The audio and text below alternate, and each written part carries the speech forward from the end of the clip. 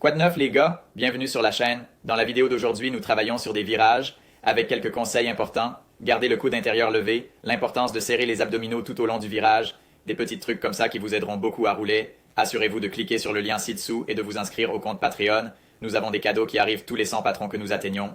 Et au rythme où cela se développe, ces cadeaux ont lieu, vous savez, 2 fois par mois à ce stade. Je tiens à remercier chaleureusement tous les membres actuels. Vous êtes géniaux et nous allons faire de cette chose quelque chose de super, super cool. Je ne peux vraiment pas vous exprimer assez ma gratitude pour la rapidité avec laquelle cette chaîne grandit. Elle va offrir des possibilités infinies de contenu étonnant, de collaboration avec des youtubeurs de haut niveau qui travaillent déjà sur ce projet. Je vais vous proposer des choses vraiment, vraiment cool à l'avenir. Je reviens tout juste du Texas, en fait. Je viens d'avoir une réunion avec Black Rifle Coffee et tous les gars géniaux qui s'y trouvent. J'ai hâte de vous dire ce que je vais faire avec eux. Ça va être super cool, je vais m'associer avec eux pour le Supercross et au-delà, donc c'est une énorme, énorme, énorme affaire pour moi. Et cela va ouvrir des portes infinies pour des opportunités de contenu. Rapidement les gars, nous avons des dates de cours. Nous avons le 7 décembre, MX 1901, Milton, Floride. Le 17 janvier, nous avons Casa Country MX au Texas. Le 22 février, nous avons Canyon MX en Arizona. Et le 22 mars, nous avons le Kaufman MX à Kaufman, au Texas. Alors, cliquez sur le lien ci-dessous, ajcaton0.com et inscrivez-vous. Très bien, les gars, profitez de la vidéo. J'apprécie. Dango.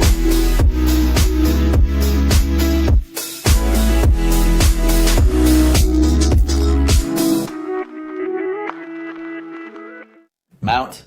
Dango Mount. C'est génial parce que pour les étudiants, je le mets sur leur menton. Et ne faites rien. Et l'angle qu'il a sur les barres. Il faut qu'il commence à me payer d'ailleurs parce que j'ai probablement vendu beaucoup de ces choses. Oui, parce que quand on regarde la vidéo, c'est clair. On voit les mains et les barres. Et on voit aussi la perspective. Si vous l'avez sur le dessus de la tête, vous voyez à peine le garde-boue avant à ce moment-là.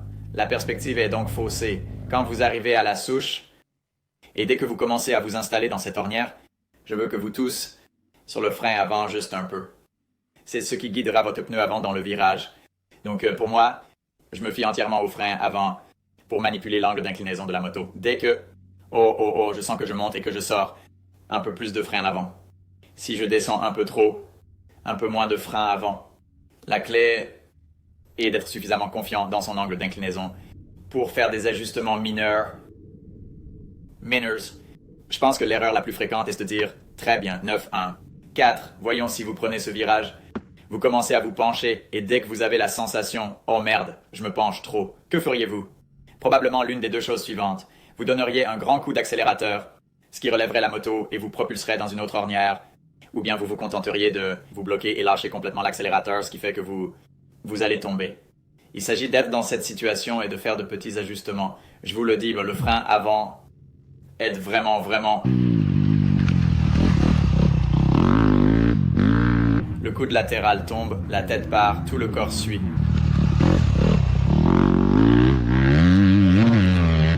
C'est bien.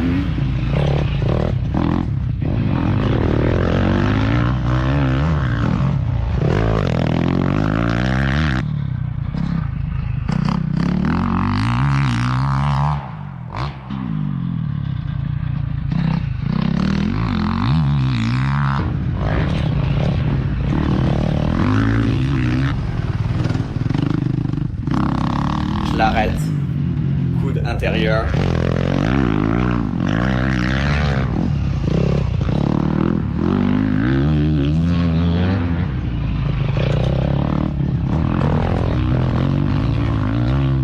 Le pied. Et voilà, joli et doux.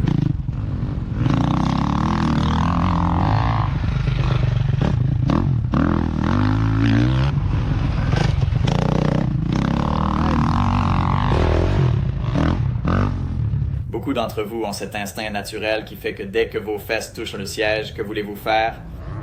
Mettre le pied d'intérieur sans raison. Essayez de briser cette habitude de vous asseoir et de sortir le pied. Asseyez-vous.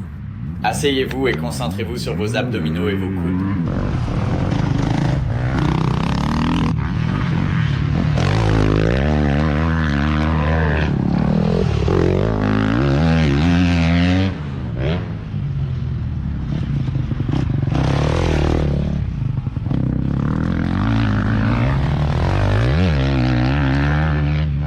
C'est bien. La raison pour laquelle laquelle cette ornière est difficile est qu'il n'y a rien, et qu'elle commence à peu près à mi-chemin, et que son point le plus profond est à peu près à la sortie. Et est à peu près à la sortie, donc même si ces gars s'en sortent bien, ils luttent avec le coude intérieur juste dans cette dernière partie.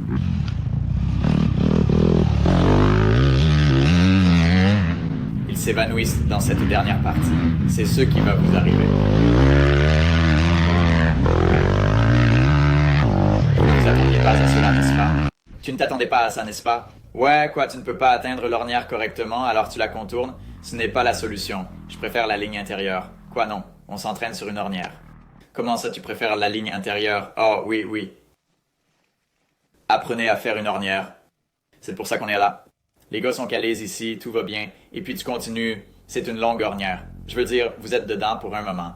Il faut garder le coude intérieur en l'air tout le temps. Je t'ai vu une fois commencer à remonter et à sortir, et tu as essayé de serrer le frein avant. Le problème, c'est que tout ce que ça a fait, c'est arrêter parce que tu n'avais pas du tout d'angle d'inclinaison. Vous devez avoir un angle d'inclinaison pour que cela vous aide, ne serait-ce qu'un peu, et cela vous aidera. Si vous êtes complètement droit et que vous serrez le frein avant, vous allez vous arrêter tout seul.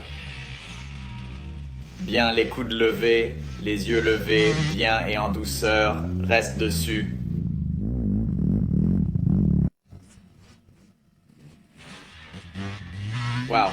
Wow, c'était un bon engagement.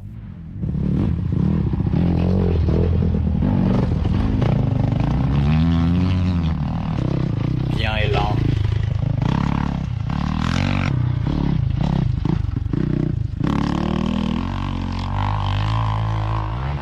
Bien joué. Je vais vous dire, il l'a frappé 20 fois maintenant à ce point au moins. Les 20 fois ont ressemblé exactement à ça. Enregistrement latéral, bien j'adore ça. Maintenant, sans que je vous donne aucune référence où se situerait la ligne idéale si vous couriez sur cette piste et que les ornières étaient telles qu'elles sont aujourd'hui, à l'intérieur, mettez-vous là où vous iriez pour que les gars puissent voir. D'accord, donc vous iriez dans cette ornière intérieure. Quelqu'un est d'accord avec lui sur cette ornière intérieure. Pourquoi choisiriez-vous cela? Parce qu'elle est lisse. D'accord, c'est un bon début. Une autre raison? Ça vous prépare bien pour le prochain virage. Vous avez entendu ça? Il a dit que ça vous préparait bien pour le prochain virage. C'est la clé. Dans cette section, en descendant la colline, dans ce virage à droite, puis dans un virage à gauche, la majorité des pilotes sont très tentés de dériver vers le large à la sortie de ce virage. Ils finissent donc dans le no man's land et de se pincer tout le long à gauche pour créer l'angle le plus serré possible en arrivant en haut. Il faut alors freiner, s'arrêter, tourner, puis repartir. Tout ce que vous avez à faire, c'est d'abandonner 1/10 de seconde pour faire la transition, normalement, mais s'il n'y a pas d'ornière à la sortie. Donc, normalement, vous devriez entrer un peu plus large, prendre ce temps, juste cette fraction de seconde pour faire votre pivot, et ensuite monter cette colline à la droite du pilote.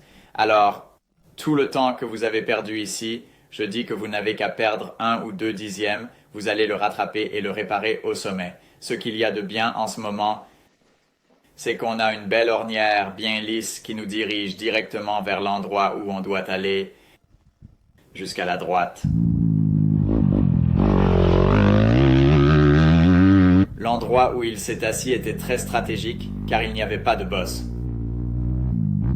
Il s'est assis à peu près ici.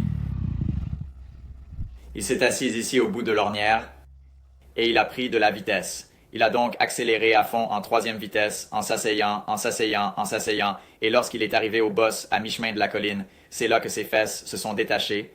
C'est là que ses fesses se sont détachées du siège. Ce qui est bien, c'est qu'il avait pris de la vitesse. Beaucoup de pilotes ont des problèmes de pompe à bras lorsqu'ils sortent des virages et accélèrent sur les lignes droites, parce qu'ils se lèvent trop tôt et se font arracher l'arrière de la moto. C'était parfaitement exécuté en ce qui concerne l'endroit où l'on s'asseyait et l'endroit où l'on se tenait. Si vous voulez vous asseoir plutôt que cela et vous asseoir pour l'ornière, je suis d'accord avec cela. Mais restez assis un peu plus longtemps à la sortie, car c'est lisse et vous pouvez vous en sortir. Cela vous enlèvera la pression des bras.